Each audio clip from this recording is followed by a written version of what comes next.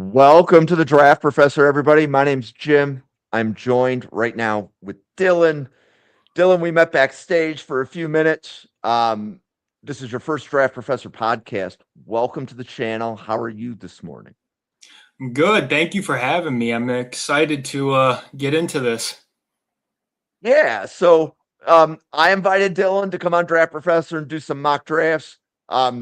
He may not know what he's in for. Like we didn't do like any rehearsing or anything like that. So he's gonna get to see what a first round challenge looks like. I know that there's a lot of Draft Professor followers. They like coming on and seeing, okay, who's this person taking for the Browns or what's their reaction. Um, Dylan, if you had to summarize what you want the Browns to do in the draft, what would it be? I think the main thing is tackling the offense side of the ball because, I mean, when you look at the defense, obviously it's one of the best units in all of the NFL. I think it gets overshadowed a lot just because how bad the offense was last year. I think that the most important needs, though, on the offense will most likely be left tackle. I think Andrew Berry did a great job of just addressing the rest of the offensive line throughout free agency. And then on top of that, too, I think wide receiver is going to be the biggest one as well because, I as much as I think that Jerry Jeudy trade in the past kind of worked out for us, now it's not starting to be what we expected it to be. So I think wide receiver is probably the next best priority then at that point. Okay. Well, like I said, we're going to do a first round challenge. So I'll pull up the simulator. And to do a first round challenge, there's a button right here. First round Fanatic Challenge. It's 5 unique 1-round drafts for the Cleveland Browns. So Dylan won't be allowed to draft the same player twice. And if you do enough mock drafts in this simulator, other people will be mock drafting against your picks. So right now, round 1 is going Mendoza, Reese, Maui Noah, Bain, Tate. Any surprises there? Not really. I think that it's obviously number one's most likely going to be Fernando Mendoza. I think we can kind of basically lock that one up at this point. I would be interested to see what the Titans do at 4, considering that they have been big spenders this offseason in free agency. So Ruben Bain's kind of interesting. I've seen a lot of Jeremiah Love there as well, too. But for me, going on to kind of what the Browns would do in round 1 in this scenario, I think first things first, left tackle position, Monroe Freeling is probably going to be the pick for me right now. Just he is probably not the highest graded offensive lineman for me. I think that guys like Maui Noah and, Fano have been, a little bit higher on the boards for me there. But I still think that, again, when you look at kind of the Browns offseason so far, Titus Howard comes into the mix. He's going to probably become the starting right tackle for the Browns in 2026. And when you look at the rest of the line, that left tackle position needs to be addressed. So I think Monroe Freeling is probably your best bet. There is some concerns about whether or not he'll be able to, maintain himself in run blocking and all of that. But I really think that he would probably be a good fit, especially because, the Browns aren't a team that are looking to win now. So I think a little bit of a development period for him isn't too bad of a thing for Cleveland this year. And then we get to Cleveland's pick at pick 24. Fano, Ioane, Lemon, Falk, Rodriguez, Woods, Lomu, McCoy, Sadiq, Tyson, Cooper, Thieneman, Delane, Bailey, Downs, Styles, Love are all off the board. Thoughts on what you would do? In this case, I know a lot of people are mocking Denzel Boston for the Browns at 24. Me personally, I'm a little bit lower on Denzel Boston just because I think that separation is kind of a big deal for me. I'm more of kind of in the second round in that sense. So for me, if I'm going to attack a wide receiver in this spot, I'm going to probably go with Casey Concepcion just because his ability to just be kind of a speedy threat for the Browns, I think is kind of the main thing that they need to be targeting now, especially too being able to, win at all three levels of the field is huge for them. And I know that the drops have been a concern too for him as well, but I think that again, it's a development thing that I definitely think he could end up resolving there in the end. So a first round challenge will essentially build your worst case first round. So if a team trades up and they snipe Monroe Freeling before your pick here at 6, what would you do?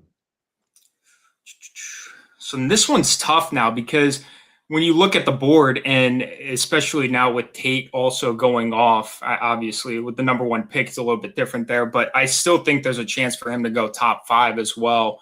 This would be kind of a nightmare scenario for the Browns. And as much as I hate to say it, safety is technically a need for Cleveland this offseason.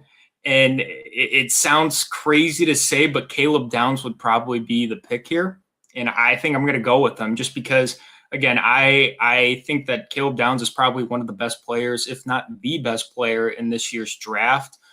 His ability to just do anything on the defensive side of the ball, I think would be phenomenal, considering that this Browns defense has already been very good. So adding a guy in there like Downs would be honestly lights out at that point. Okay, so you take Caleb Downs at the top of round 1. When you get to pick 24, Casey Concepcion has been taken 4 picks before you're on the clock. What would you do? So now kind of looking at the board, is Blake Miller available? He is. He is. I'm going to go with Blake Miller here, mainly because I do think that a lot of the offensive tackles are very good in this class. The only reason why I would favor Miller in this scenario, again, is more of because I want someone that could play the left tackle position. And throughout his time at Clemson, he's shown that he's able to play there. And I think just the reliability that he kind of has on the offensive line is really helpful for the Browns, especially getting some youth in there as well. I would think that would be a home run for them. Okay. So with the Browns picking at 6th, and when you do a first round challenge, you're going to see some weird things. So the algorithm is designed to say, okay, Monroe Freeling and Caleb Downs have been sniped before your picks. Those are the guys that you picked before. The algorithm also won't let the Raiders pick the same player twice, right? So the first round challenge, each time pick 1-1 will always be a different player just to see who drops. Right. The entire thing is, if a player drops, would you take him? Fernando Mendoza dropped. 100%. Take it, run the pick in.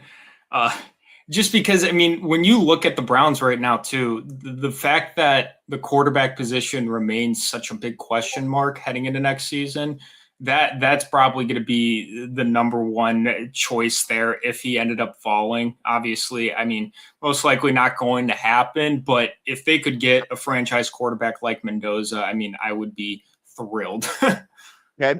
And then you get to pick 24 and Concepcion and Miller are off the board. What would you do? So in this case then too, now that we kind of have some shakeups there as well at the top, one guy that I just saw and that I would really like is Omar Cooper Jr., especially if you were to pair him up with, his former quarterback in Mendoza in that case. But even then, though, if he does end up falling to 24 in, the real NFL draft, I think that would be a slam dunk. I really like his yak ability, and just to be able to create yards after the catch is something that the Browns have already started to slowly build up a little bit with Harold Fannin Jr. into the mix. But I also think getting another guy in there alongside Jerry Jeudy and the rest of that wide receiving core would be perfect for them. Okay. So now we're doing the 4th mock. In this one, Freeling, Downs, Mendoza sniped before your pick. And if we look, like Reese is here. So Reese is available in this one. He's just a little bit further down. Man, What would you do if you can't take Freeling, Downs, or Mendoza?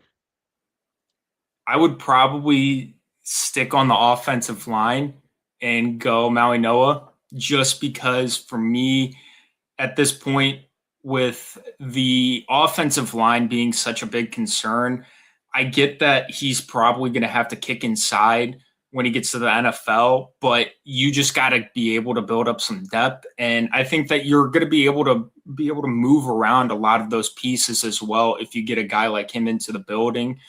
He was very reliable throughout this past season. I think he'd be also a very good pick, though, too, if Freeling wasn't there. And then we get to pick 24, and Concepcion, Miller, and Cooper are off the board. Who do you look for? So then in this case, if Concepcion, Miller, Cooper all gone, I would probably have to go with Denzel Boston. I know I was kind of just knocking on him a little bit there. However, I still think that there are some, abilities there that could really be worked on there. And when he gets to the NFL level, I mean, he is 6'4", big body wide receiver, is very good at the contested catch. I think he'd be perfect as well. Maybe not the exact pick that I would want, but I do think that, especially with them having him in for a top 30 visit too recently, I think that he would ultimately be a good pick then if everything else kind of falls out that way. Okay, and now we're doing the fifth and final mock of the first round challenge. And this one, Freeling, Downs, Mendoza, Maui Noah, all off the board before pick 6. What would you do? Now, finally, we get to take my favorite. Since I'm an Ohio State guy, I'm a huge Carnell Tate fan. If Freeling wasn't there at pick 6, I think Carnell Tate is easily the slam dunk pick at this point, because his ability, like I said, to win at all 3 levels of the field, kind of similar to a lot of these other guys. But the 4.4, was it 4.55 speed, I believe, at the combine. Yep. To be honest with you, I didn't know it because I don't necessarily care that much. Knowing how he is as a player, he's not going to be a burner downfield by any means. But I do think that there is a lot of savviness with his route running. And then again, he is someone that can go up, in a jump ball scenario, get and come down with it. And I would definitely love Tate there in that scenario. And then we get to pick 24 with Concepcion, Miller, Cooper, and Boston all off the board. Fano dropped in this one. Sadiq dropped. I don't think either of them had ever been available at pick 24 before. You're really tempting me with Sadiq there at 24, but I'll go with the right choice and go with Fano here. Obviously, offensive line is there, and you got Harold Fannin too. But oh man, I mean, if you paired up Kenyon Sadiq too, that would have been perfect. But no, again, I think especially if you go with a wide receiver at 6, you would probably have to be targeting offensive line there, and I would definitely like that. Okay, so the way to interpret the grades. So, Dylan, whenever you took the player that was at the top of the board, that was the A+. So Freeling, when you picked him, was the player that was at the top. That means that you agree with the other Browns fans that have used the simulator. If you get an A, it means the player was picked 2 through 8.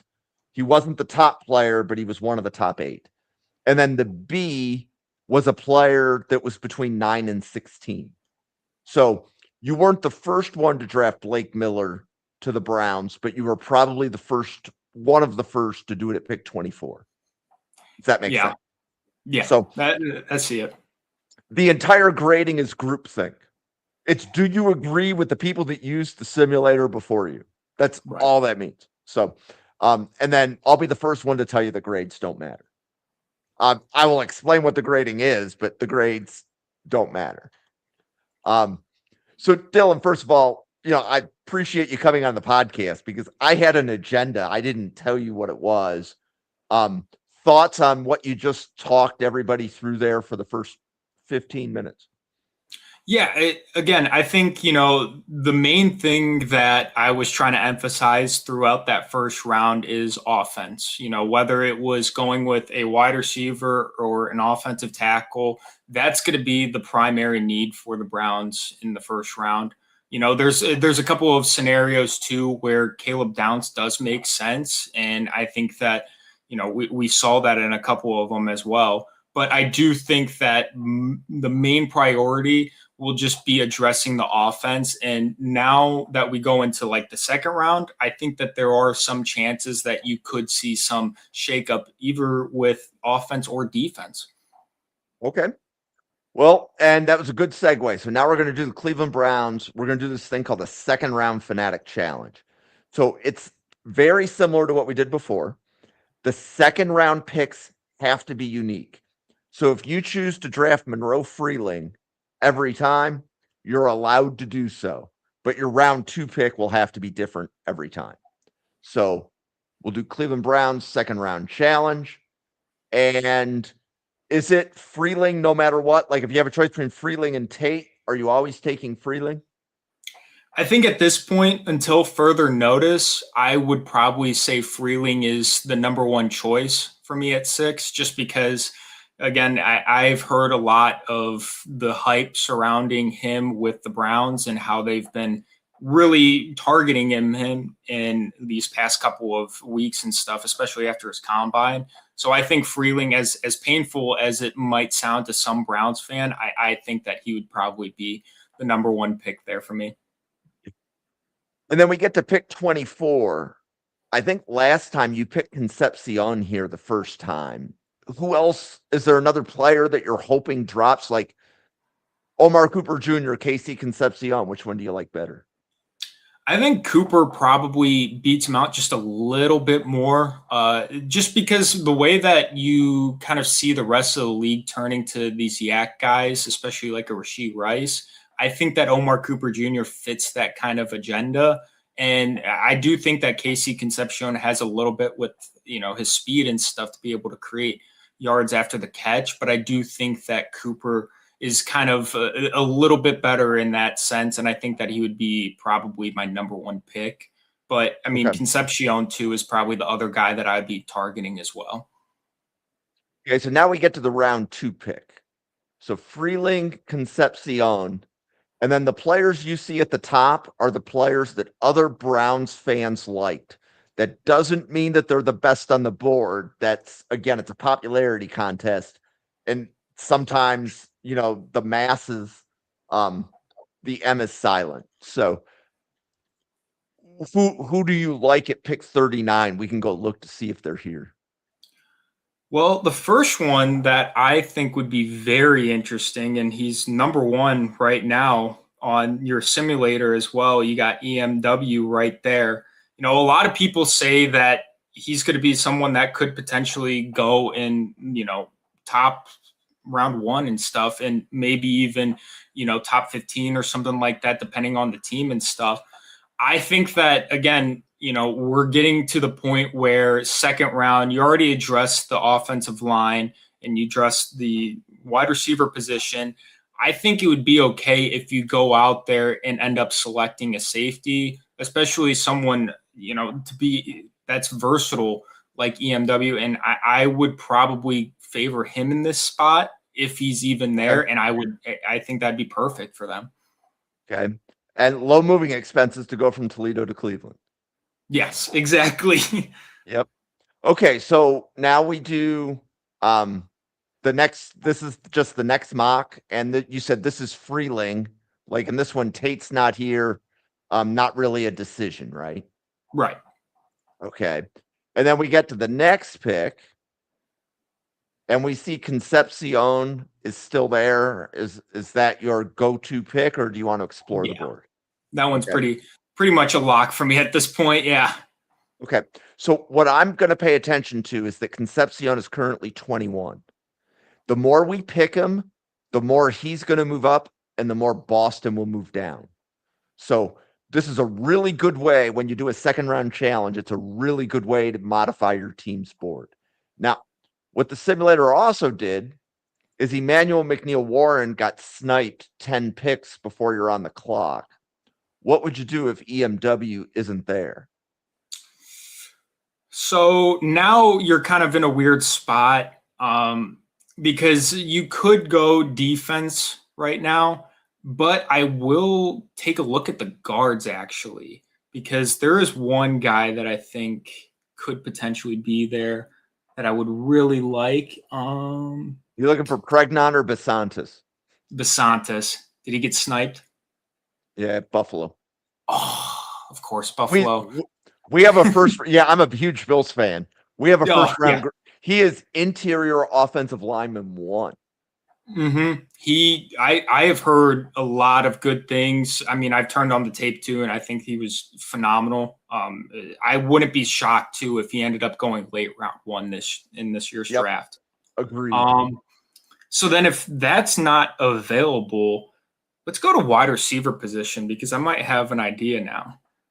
Depending on if he's there, he is there. Chris Bell would be honestly probably a really fun pairing with a guy like Casey Concepcion, just because now, I've said it before, the wide receiver position for the Browns is atrocious right now. You really don't have anyone at this point. And I think if you get 2 guys in there, and I know obviously the medicals and stuff with Bell are a little bit of a concern, but oh man, that'd be great to totally revamp your wide receiver core.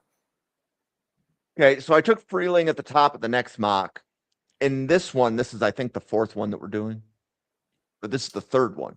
So in the 3rd one, you see Cooper and Concepcion available. You said that you like Cooper in this situation. I would probably go with Cooper in this one. Okay. And then what you're going to see in round 2 is that McNeil-Warren and Bell have been drafted before you're on the clock at 39. Blake Miller dropped in this one. Now that Blake Miller drops too, that makes it really interesting because I know I went with Freeling. However, I do think Miller offers a lot more stability on the offensive line when you look at the depth. Because right now, I mean, when you look at kind of what Cleveland's been doing, they've completely revamped their offensive line. But I do think that depth is still a concern. I wouldn't mind going with Blake Miller just to be able to stack it up. And I get it that, him and, Freeling both play left tackle and stuff. But, people can move around on the offensive line, and having that stability, I think, would probably be the best case scenario then for the Browns. Okay, and then we get to pick 24, and this is Omar Cooper over Denzel Boston and Casey Concepcion. Yeah. Okay. And then when we get to round 2, again, you're just going to notice a trend. EMW, Bell, Blake Miller sniped before your pick at 39. So now it gets pretty interesting because no offensive line really that's kind of standing out to me. I'm not that high on Chris Boezel. Let's go with. Can you go to the? Let's go right there. Yeah, he's still there. We're going straight value, Caleb Banks. I understand that he is definitely, like, the medicals are a big concern with him right now, especially after the pro day, him getting hurt and stuff, that does not help. But when you look at kind of his profile and stuff, I think that he would be a terrific fit on that defense, because if you put anyone on that defense, I think that they would really excel. And just seeing what a guy, our first round pick last year in Mason Graham, and how he really helped out some of our edge rushers and Myles Garrett and Alex Wright, I think would be perfect for them too, just to get another guy in there as well. So when you do a first round challenge, we're doing the 5th one here. It's going to try to find enough scenarios to try to make you make a decision. Now, Dylan, we've already spoke. You like Freeling over Maui Noah. This is the first one where both of them are available. So it's just trying to find a path, like let's say a probability path of, can we make the user pick one player over another? So I picked Freeling there, but just pointing out that things will be a little bit different. And again, here, Cooper is available, and you said that's who you like in this situation. Yep. And then you're going to notice in round 2, Banks, Miller, Bell, McNeil, Warren have been sniped before your pick. What would you do? Let's go to cornerback. So there is one guy that I think would be very interesting, and he's not there, but I do. Who are you looking for? I was looking for D'Angelo Pons. If he was available. He's here. He's here? He's here. He's just further down. Yep. So we could either go D'Angelo Pons, or for another cornerback, I really like Chris Johnson, but I honestly think I'm going to go with D'Angelo Pons, just because when I look at kind of the Browns' defensive structure going into next season, you do have Tyson Campbell and Denzel Ward. I still worry about the slot cornerback position. And I think that, obviously we saw D'Angelo Pons as kind of this outside guy throughout his college career and stuff. But I do think that Pons is probably going to transition more into a slot once he gets into the NFL level. I think that he would just be perfect for them there. Okay. And then I did Freeling and Concepcion in round 1. And then again, you see Pons, Banks, Miller, Bell, McNeil, Warren. The simulator is basically going to build your worst second round in about 3 more mocks. All your favorite guys will be off.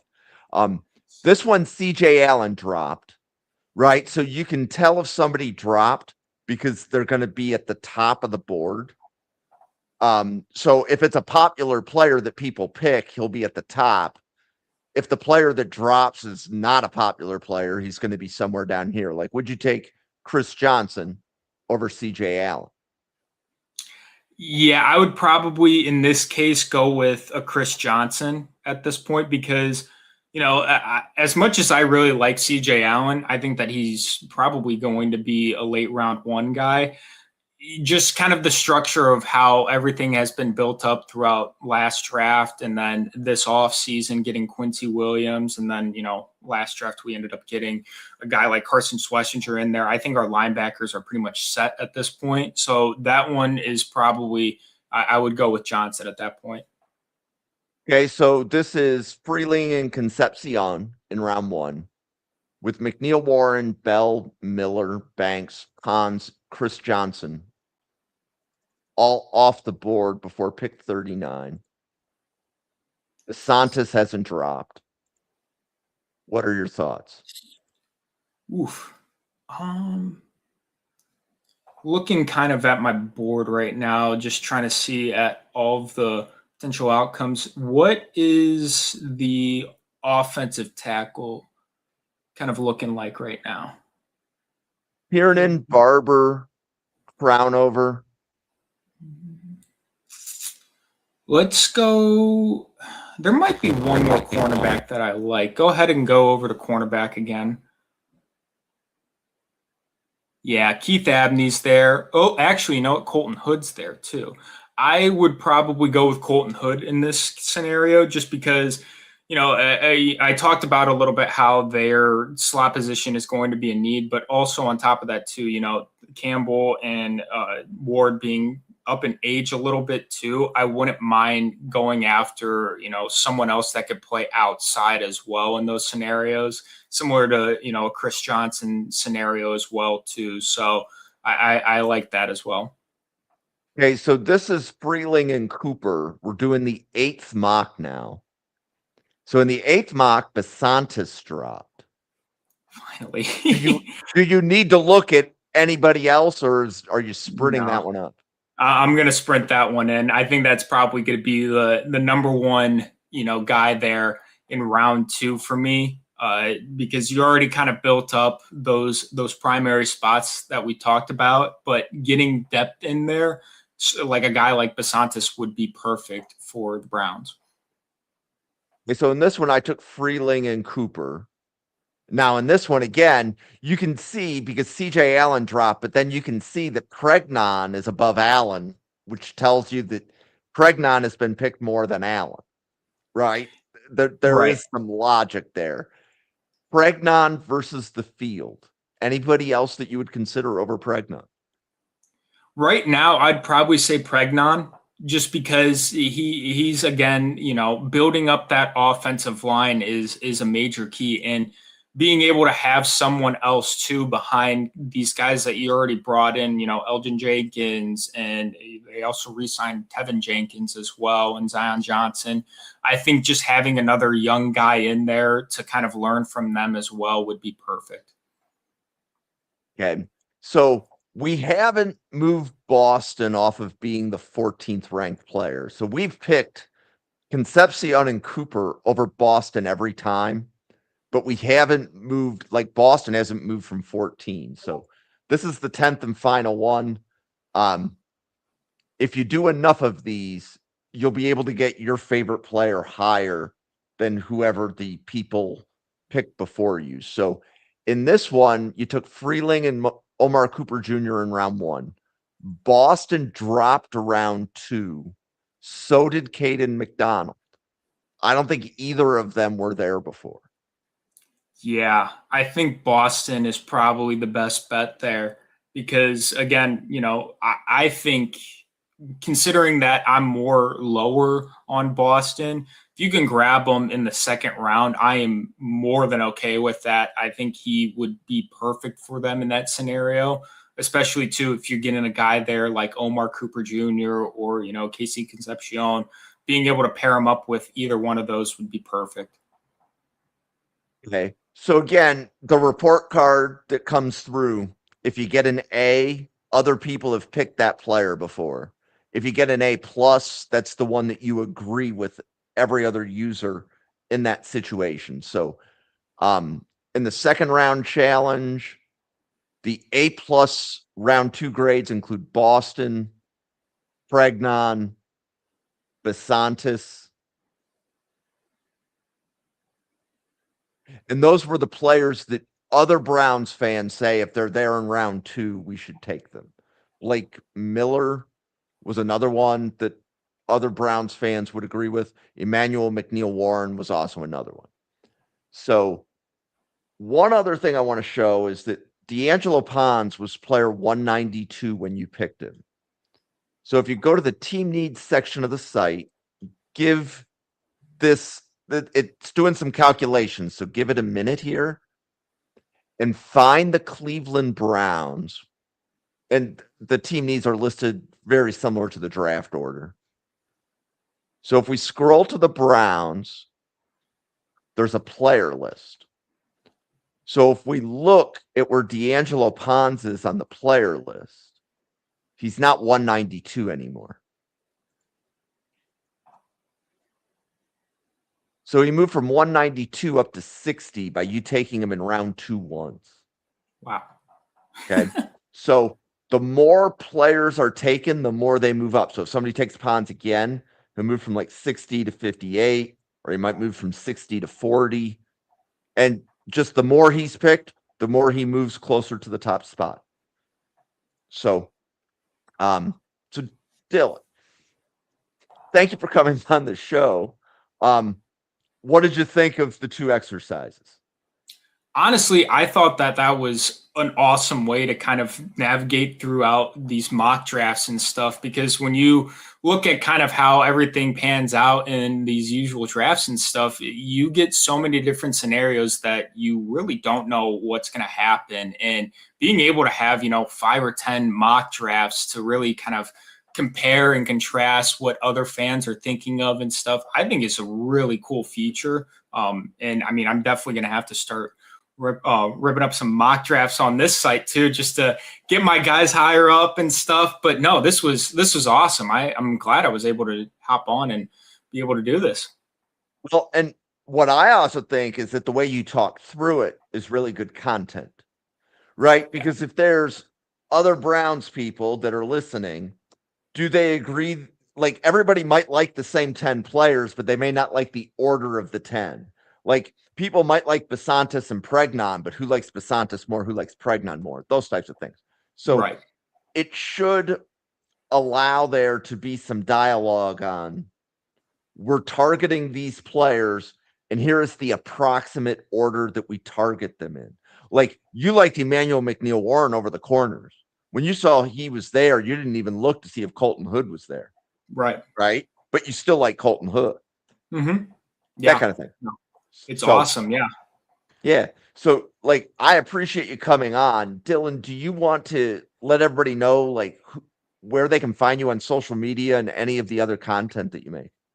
Yeah. DUI Felt is my social medias. I think X now we're calling it instead of Twitter. So there you could find me. And then on top of that too, any of my Browns stuff, I'm on Browns Wire. So you can take a look over there. It's been a lot of fun recently with all of the free agency and leading up to the draft. So definitely a lot of content coming out soon. So. Yeah. So Dylan, again, thank you for coming on. I want to let everybody know that Draft Professor has several large mock drafts coming up. March 30th through April 2nd, we're doing a marathon mock. So that means that the mock starts on a Monday and it ends on Thursday. So the Monday podcast does round 1. The Tuesday podcast does round 2. The Wednesday podcast do rounds 3 and 4. The Thursday podcast are rounds 5 through 7. So that's March 30th through April 2nd. And that is in the evening. So our podcasts are at 7 p.m. and 9 p.m. Eastern. Then we have Epic Mock 26, which is a 32 podcaster mock draft on April 9th, 10th, and 11th. So that means that we will have 32 podcasters all on their own feeds, mock drafting against each other. We do round 1 on Thursday, rounds 2 and 3 on Friday, and then the day 3 picks on Saturday morning. So Epic Mock 26, April 9th, 10th, and 11th. And then Draft Professor will also have live coverage of the NFL draft. And we will have an immediate reaction UDFA show the moment the draft ends. So we'll talk about all the best players that didn't get drafted, as well as review the different draft halls of each team. And we will be doing that live on Saturday, both live coverage of the draft as well as coverage of the draft once it concludes. So for Dylan, myself, and the 85 podcasters at the Draft Professor, thank you so much for tuning in. Enjoy your Saturday. We will see you on another podcast again at 7 p.m. Eastern. Thank you, everybody.